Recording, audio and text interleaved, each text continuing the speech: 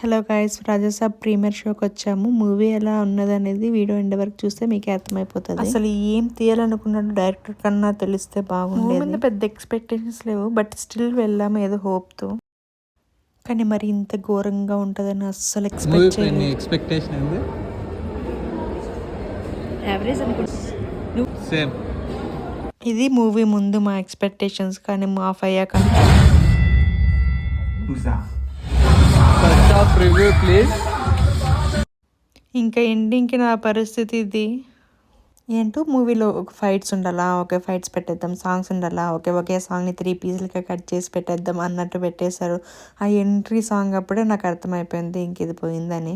ఇంకా మూవీ మొత్తం అయిపోయేసరికి 1:30 అయింది. బయటకు వచ్చేసరికి ఆ చలికి స్వామి ఎందుకన్నా వెళ్ళామా అనిపించింది. ఇంకా దీని గురించి ఎంత తక్కువ మాట్లాడితే అంత మంచిది. దండం రా స్వామి మీకు.